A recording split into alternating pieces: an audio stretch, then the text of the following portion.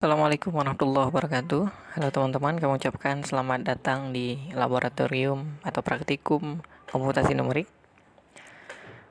Nah, pada pertemuan pertama ini kita akan coba PDKT dulu dengan komputasi numerik atau pendekatan ya.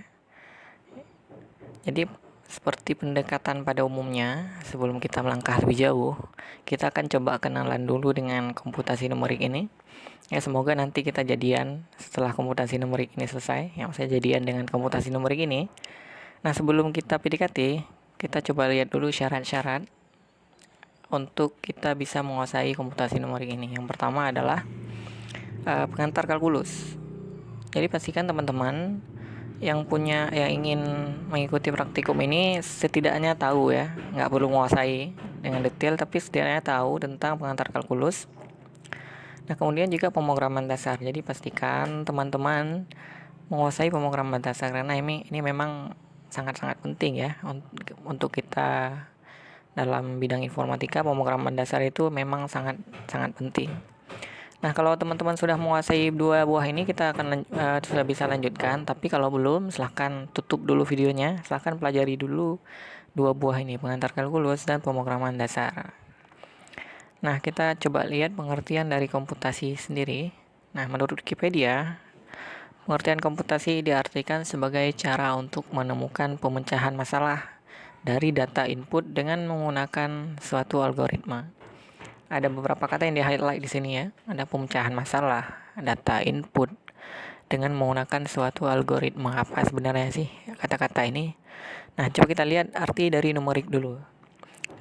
Menurut KBBI 2020, yang numerik itu adalah yang berwujud nomor atau angka, yang bersifat angka atau sistem angka.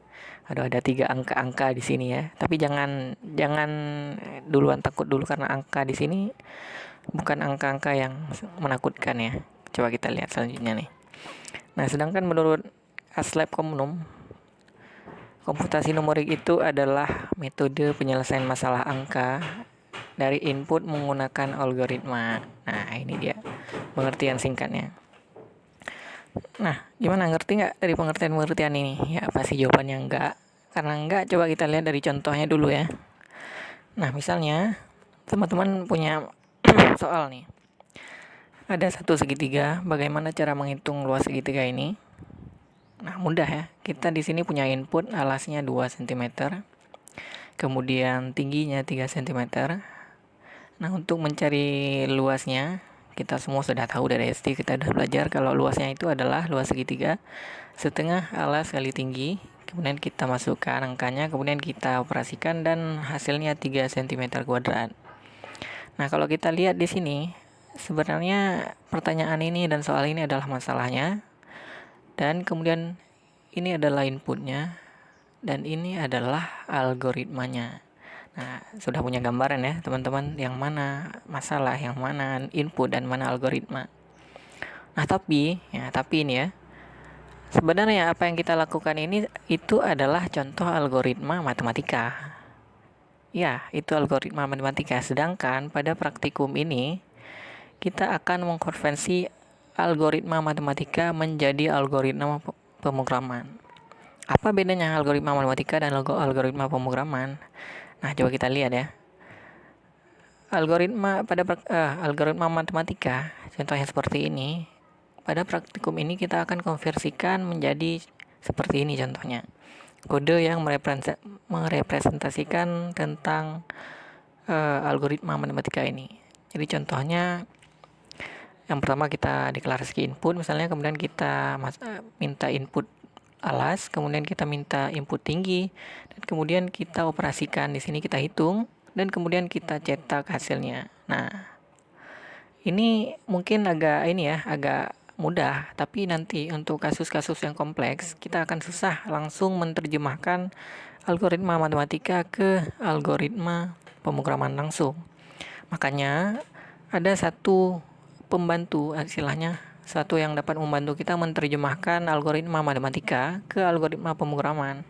Namanya itu adalah flowchart. Nah, flowchart itu apa? Coba kita lihat contohnya untuk flowchart untuk luas segitiga ini ya. Nah, ini adalah contoh flowchart dari luas segitiga. yaitu mulai input alas, input tinggi, kemudian operasikan, kemudian tampilkan, selesai. Nah, itu dia sebenarnya yang akan kita lakukan dalam komputasi numerik ini. Pemrograman kita akan konversi sesuatu yang numerik menjadi sesuatu yang bersifat kode ya. Nah, untuk jelasnya lagi tentang flowchart ini, kami akan buatkan satu video khusus. Setelah ini bisa ditonton setelah video ini ya. Nah, itu aja untuk perkenalan. Terima kasih ya. Semoga kita sudah kenal sekarang dengan komputasi numerik ini. Dan semoga nanti PDKT kita dengan komputasi numerik ini bisa diterima ya. Yang terakhir kami ucapkan selamat belajar.